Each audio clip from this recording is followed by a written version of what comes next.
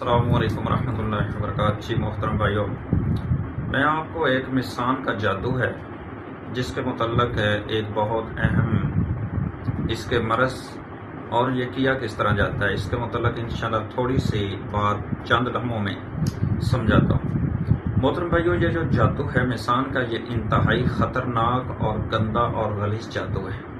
یہ جو جادو سفلی، علوی اور یہ شمشان کی گھاٹ پر جا کر کے یہ جادوگر اس جادو کا یہ عمل کرتے ہیں۔ برحال یہ ایک بات الگ ہے، گفتگو زیادہ ہے، اس مسان کا میں اور زیادہ وضاحت کروں۔ برحال مسان ہوتا کیا ہے؟ مسان ہے جو یہ مردوں کو جلایا جاتا ہے نا، یہ غیر مذہب اپنی میت کو جلاتے ہیں اور اس کی جو راکھ ہوتی ہے اس کو مسان کہتے ہیں۔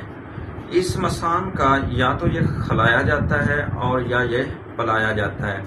اس کی چند علامات میں نے آپ کو بیان کرنی ہے کہ مسان کے جادو کی پھر علامتیں کیا ہوتی ہیں۔ وہ یہ ہیں کہ جب یہ جادو کھلایا جائے یا پھر جادو یہ پلایا جائے مسان کا، اس کا جو سب سے پہلا اس کا خطرناک نقصان ہے وہ ہے کینسر کا مرض۔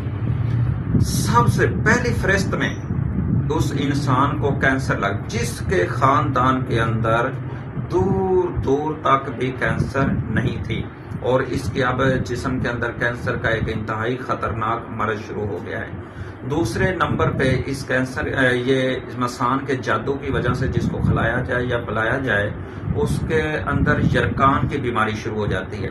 اب یرکان بعض اوقات یہ خاندانی بھی چلتا ہے، اور جب یہ مسان کھلایا جاتا ہے تو پھر اس کے جناب اس کے اندر یرکان کی بیماری آتی ہے، حالانکہ اس کے پہلے کسی بھی خاندان میں کہیں بھی یہ یرکان موجود نہیں ہوتا۔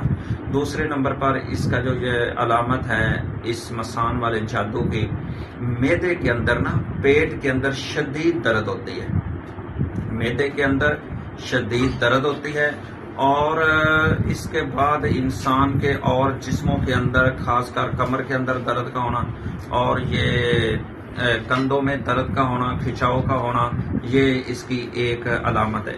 اب اس کا طریقہ کار کیا ہے مسان کے جادو کا؟ بعض جو لوگ ہوتے ہیں نا، عامل جو اچھے ہوتے ہیں، جو تجربے کار ہوتے ہیں، وہ کیا کرتے ہیں، اس مسان والے جادو کو مریض کو الٹیاں کرواتے ہیں، کرواتے ہیں، اس کو پیٹ سے یہ نکلوایا جاتا ہے جادو۔